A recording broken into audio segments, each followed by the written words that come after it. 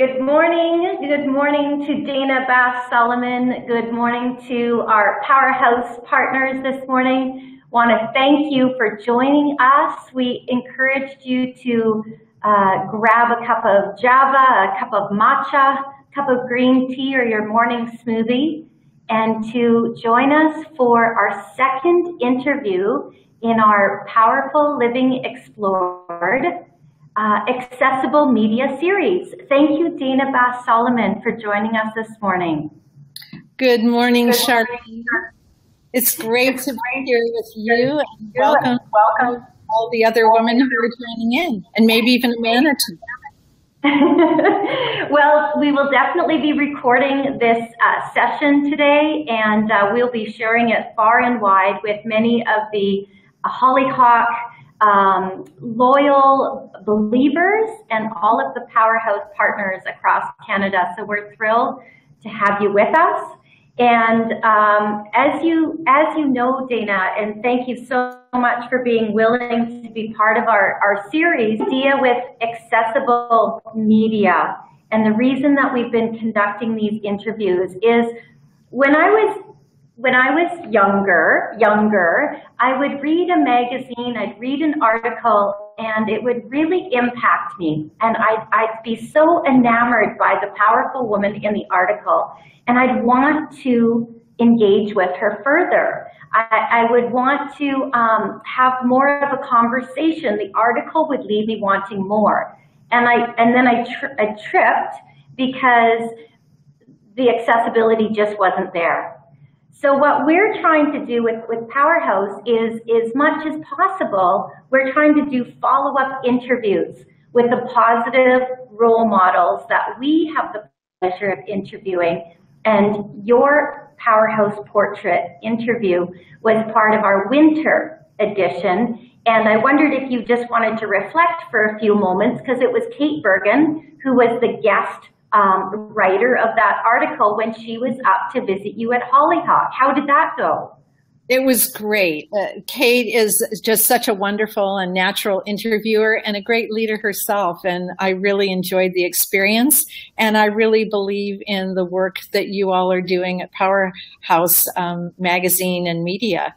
I think independent media is really important, especially during these times. Thank you, Dana.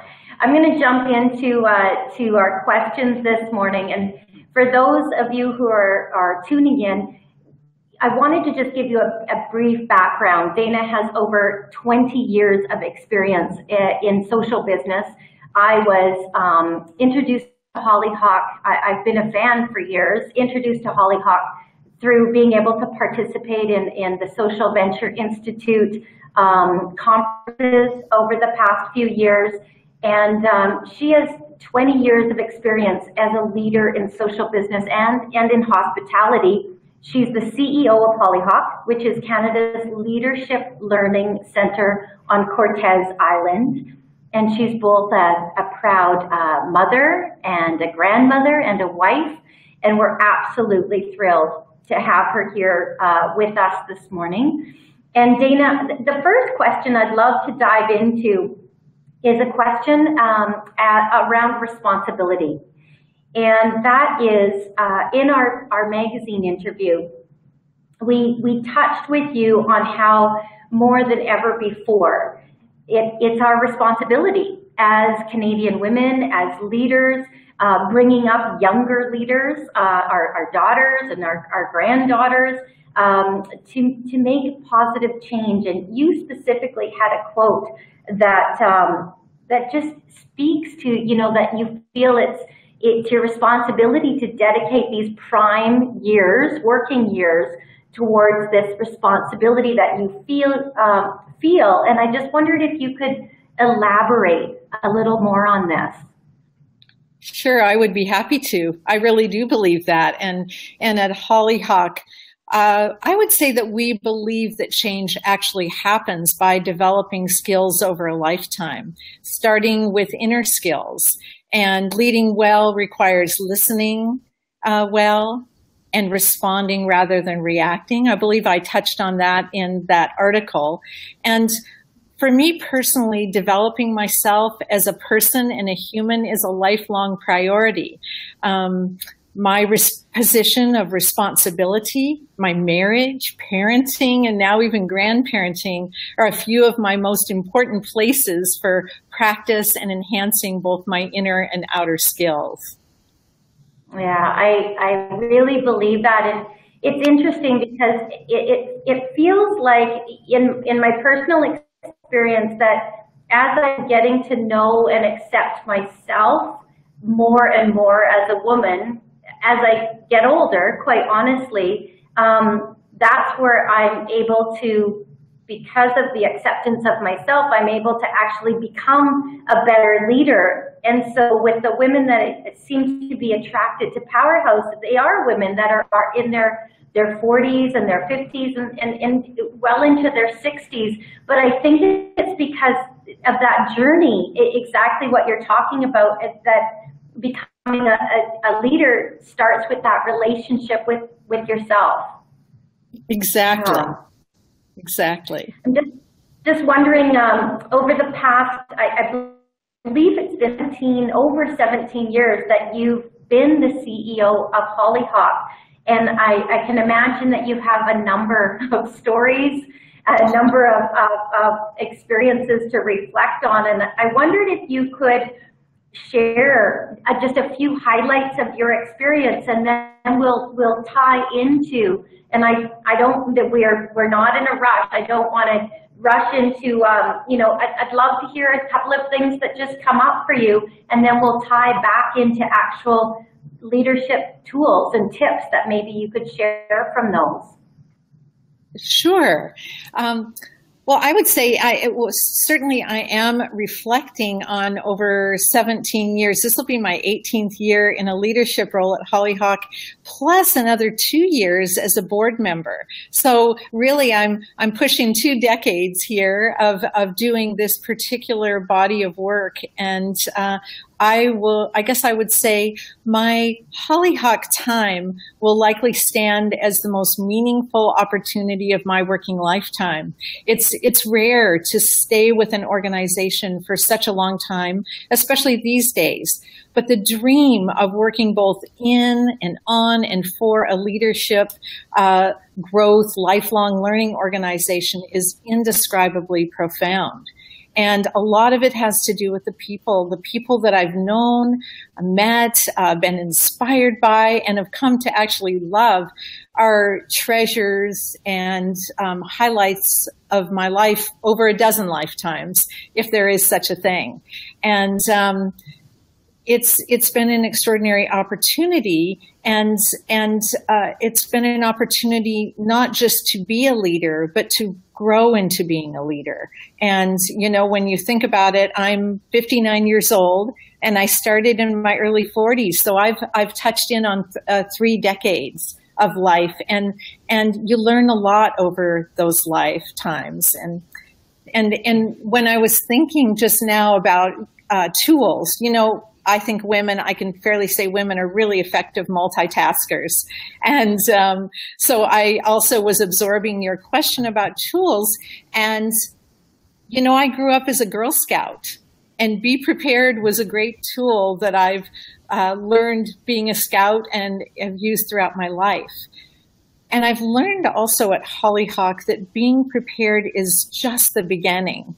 Trusting your instincts, listening to your heart, surrounding yourself with really smart and experienced advisors and teams. Those would be some of the tips and tools that I would recommend.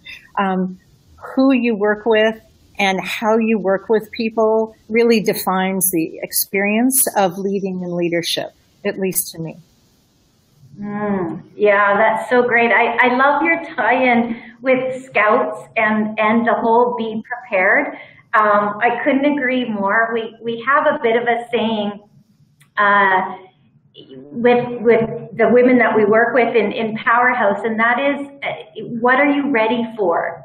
What are you ready for? And really digging into that and being honest with yourself, and then also being prepared to communicate that with others, because I think it's that public declaration of what you are prepared for, what you're ready for, then the universe and those around you can conspire with you to actually help to create that and to make that happen. And if we're really, really clear, it's amazing. It's amazing what can take off from there. I just love the be prepared. I think that's great. Well, it sounds like you at PowHERhouse have a really good equation and recipe for growing great leaders, and that's really, really important. Part of the fun, just to take off on that just for a moment, is part of the fun with working with an independent media platform around that be prepared piece is the public declaration. And I know that from some of the stories we've heard, by providing women a platform such as a magazine or a stage where they can speak on, and they're able to actually share very clearly and concisely what they're ready for, what they're prepared for. It seems to just totally leverage and catapult the conversation. And so it's actually quite fun to play with that media platform, to be able to communicate and to share what a woman is ready for and the impact that she is wanting to make in the world. And so I really take your be prepared in your guide back from your scouts and your guide experience to heart, that's for sure. I'll carry on. The next question, we're really working this spring. We have our upcoming issue of our spring magazine coming up at the end of April, and the whole theme this spring is Powerful Living Explored. And that's living, learning, and leading from a powerful place. And you mentioned both in your interview and earlier this morning about listening being such a key pillar of learning. And I'd really love to hear more of your thoughts around listening, as well as how or why listening may in fact help us to become even stronger leaders if we can really hone in on those listening skills. Oh, that's a nice question. Thank you, Charlene. Well, what I have learned is that really listening deeply with all of your faculties really changes up the game. So both the seen and the unseen, they really reveal so much more. And the more that I can empathize and tune in with all my senses in my listening skills, I believe it will make me a better leader and a better colleague to work with. It's so true. I think that listening it's challenging, and it's a skill that you really do have to practice on a daily basis, and not just listening for the purpose of responding, but literally just holding space for a person and being comfortable if nothing is said, and just creating that space for continued communication. Yes, and really adding the dimension of all of our faculties. I think that is really important, because sometimes a lot is communicated through silence or through non-response or through emotions that come out in other ways other than through the ears. So I just want to put an underline on that. Listen with your whole self. Yeah, that's for sure. Listen with your heart. And yeah, totally. I so agree. Well, we've chatted briefly about you dedicating your prime working years to Hollyhock, to an organization that has and has had quite lofty goals, and that the mission of Hollyhock isn't as straightforward as, say, perhaps it's not as straightforward as a company that you go to work for every day that sells widgets, and it's very straightforward. It's, this is your role, and you're going to sell these widgets.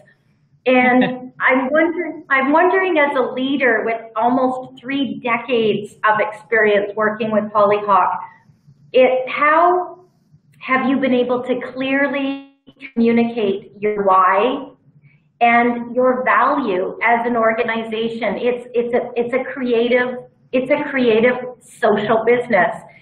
And over the years, how did you go about leading a team to get from here to there without being overwhelmed, or even in the midst of being overwhelmed at times?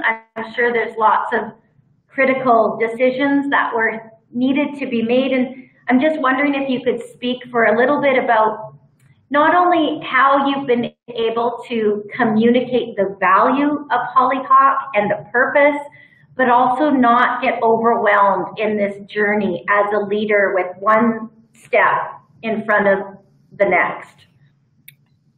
You're good at these questions.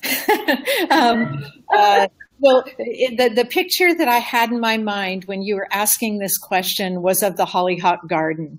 And for those of people who have been to the Hollyhock Garden, you know that it is full of multi-layers of beautiful flowers and food and herbs and spices and so much. And so when you asked the question, I thought about that garden, and my answer to you would be something like this. Hollyhock is really a garden of why.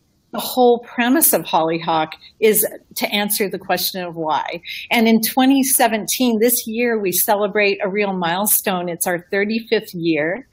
And from day one at Hollyhock, we've had a mission to provide tools for personal and professional growth in not only in people, but in their organizations, in their families, and in their communities.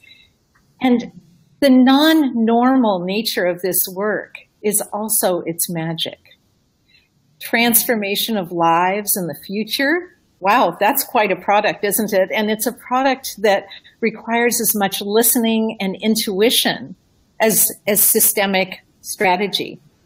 So being courageous, inviting some of the best teachers in the world to share their highest skills and talents, trusting our instincts and experience, and setting the conditions for great conversations and creating community. Those all speak to why and the value of an organization like Hollyhock. And by creating community, which is what we do on any average week, we have 100 people, maybe between 50 and 100 people attending Hollyhock, attending programs, and they're all talking to each other over a really beautiful meal, and they're all sharing ideas and thoughts and conversations. And those people are also our ambassadors that take Hollyhock out into the world and talk about why it made a difference in their lives. And I just want to say one more thing, that because we are talking about a career and a legacy and a lifetime of leadership work, I want to put out a little blessing or a wish, which is I wish for everyone that they're able to experience such a powerful combination of qualities and work and learning in their own careers or in your own careers. Oh, that's great. One thing that you said that really resonated was sometimes the magic of what happens at Hollyhock, and I can really relate to this even from SVI experiences, Social Venture Institute experiences. Another saying we have at PowHERhouse is that the magic happens at the periphery. So you might have the best programming and speakers and they're dynamite, but when I think back, it's the friendships that I've been able to build, meeting people over, where the coffee is stationed or the snacks. And there are key leaders in the community and people that I feel are like-minded as social business people that I've met through Hollyhock and through SBI that I just won't let go of, because they're such quality people. So I really can attest to, to the value and the purpose, because sometimes the magic does happen at the periphery. Absolutely. Yeah. We like to joke, but it's really true that a lot of what happens at Hollyhock happens at the toast bar and the coffee bar and late at night when people are having real conversations about things that matter to them. And hey, if it's okay, I just want to mention that this coming week, we have an opportunity that is more accessible, more affordable, and certainly high impact, that we still have a few spaces left in our Social Venture Institute in Vancouver. So people are welcome to reach out to me if they wonder about that. And it's a couple days and 3 evenings. It's an extraordinary gathering. Just because you mentioned SBI, here's an opportunity literally coming up next week to touch in on some of what that's like. Perfect. Well, we'll definitely put that shout out again, because I can personally attest that it's just such great value. I love what you said, conversations that matter. And we really try to dig deeper for some depth in those conversations, even with what we do digitally through PowHERhouse and the work that we do. Conversations that matter. Wow, that really nails it. Well, we asked our women in our PowHERhouse Facebook forum we asked them to vote on a question, and the one that came back with an overwhelming, please, this is the question we would love to ask Dana, was there ever a time at Hollyhock when you doubted your own leadership and you became overwhelmed? And how did you handle that? What were some of the top lessons that you've learned, and just things that may help someone who are, in this situation or have been in this situation? I wondered if you could share any thoughts on that. Sure. Yes, and absolutely.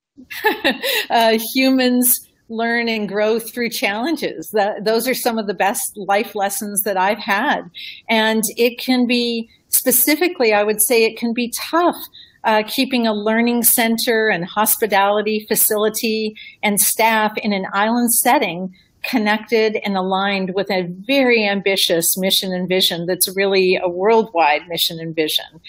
So lessons learned: work with the best staff team possible, be committed to yours and their learning as part and development, share your challenges with your team, ask for advice, listen really well, like we talked about earlier, and trust your instincts. That's a lot of what I've learned. And here I'm giving it to you guys just like this, and it took me a long time to learn those lessons. So I hope that it's helpful. Yeah, 30 years of lessons, and the one I'd love to echo, they were all dynamite. The one I'd love to echo is the asking. We have a video speaker series that's called Power Talks. And I always have women apply to speak, and they're all excited to speak about a topic. But then they realize through the process that the Power Talk is a very personal talk about a woman and what she's up to in the world. And that talk actually ends with an ask. And man, it is challenging for some women to ask to move forward to the next step, whether that's mentoring or finance or capital or guidance or connections. We're so willing to help, but man, it's challenging to actually turn it around and say, look, and to have a clear ask. This is what I need at this time. Is there any way that you're able to help me with this? And it's been a very enlightening experience, and it's been a very neat experience. We actually took over 90 women through the Power Talks process last year alone. That's fantastic. All around the ask.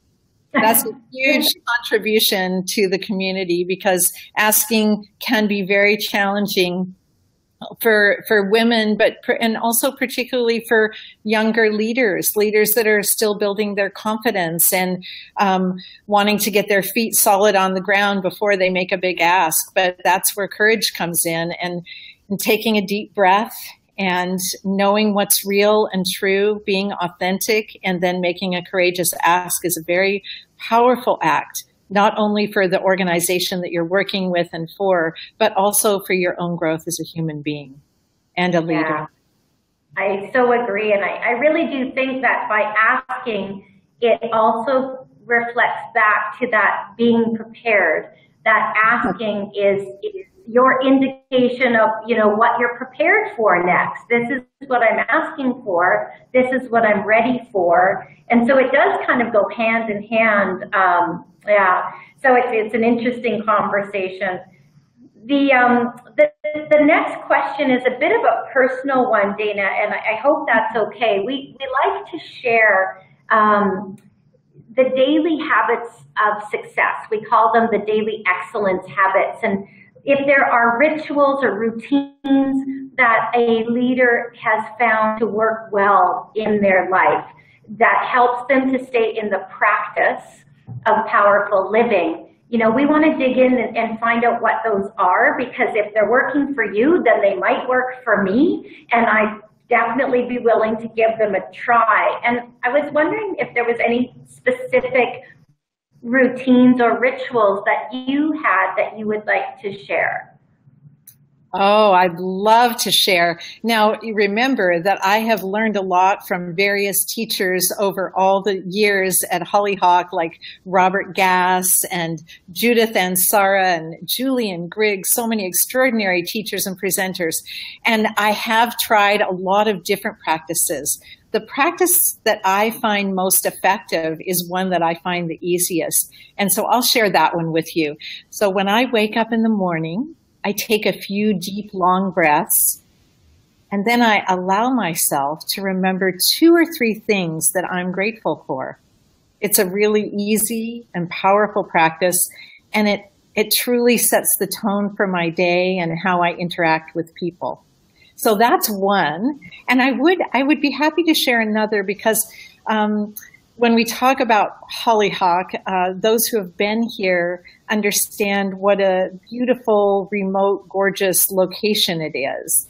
And so when I'm here, I get to walk through the forest and walk to my work at Hollyhock, and walking slowly and treating myself to a few minutes of walking through the beautiful green trees and hearing them rustle in the wind, listening to the birds, awakening my senses in that little bit of transition time between home and work in the natural world. Well, that's the icing on the cake of my day. I love that, Dana. Thank you. Walking slowly and awakening your senses. Oh, I really do love that. Well, our last question to wrap up our interview today, and it has been such a pleasure. And it is actually a looking forward question, and we're curious what is next for Dana Bass Soloman. And we've heard that that things are changing for you, and we wondered if you could comment on that, and perhaps in the future as you continue to turn the tide towards positive change in North America. Well, I would start by saying that this is my last year of CEO of PowHERful, and I'm so satisfied and rewarded by the opportunity that I've had to work within the Hollyhock mission and purpose for over almost 2 decades. And I've met and worked with so many phenomenal people. So when I look at the year going forward, my ending date is around the beginning of October. I'm excited to rest up I'm excited to look inside and enjoy my kids and grandkids and my beautiful godchildren and my extended family, which I define as my friends. And one of the challenges that will be really, maybe one of the bigger challenges for me, will be that I intend to make no specific plans over the next year. And I really look forward to seeing who and what opportunities come up in the next phase ahead of my life. But I will tell you this, you can be sure that you will find me enjoying a presenter evening or a luscious garden-inspired meal on the Hollyhock deck from time to time. And when in Vancouver, you'll probably find me on the dance floor at some great gathering, might have been inspired by Hollyhock or the Leadership Institute, dancing away with my wild and beautiful husband, Joel Solomon. So I hope that that's where you'll find me, and probably lots of other places. But it's really special to have a period of time to look forward and not know. The not knowing is a really valuable thing, and something that is new for me to learn about.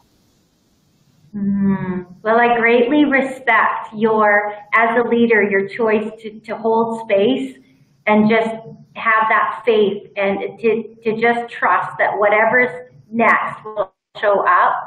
And in closing, Dana, I wanted to, on behalf of all of the women in our PowHERhouse collective across Canada, to do two things. And one is to deeply, deeply celebrate you as a leader, and to thank you for your years and years of contribution to your community, locally and globally.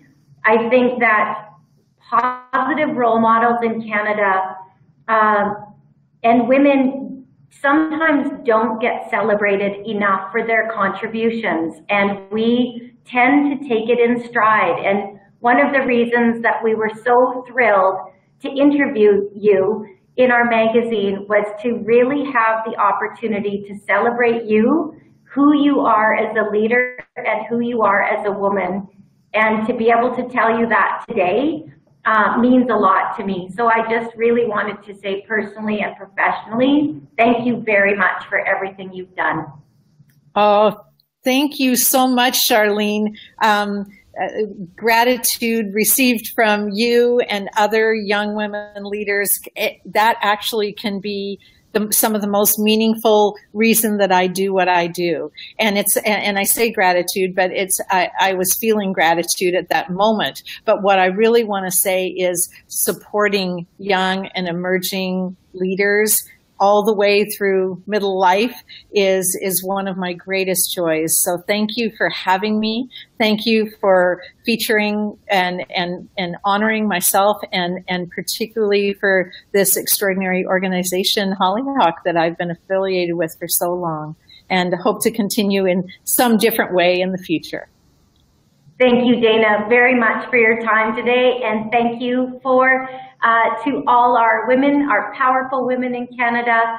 Keep doing what you're doing, because the world needs you. Absolutely. Bye-bye. Bye.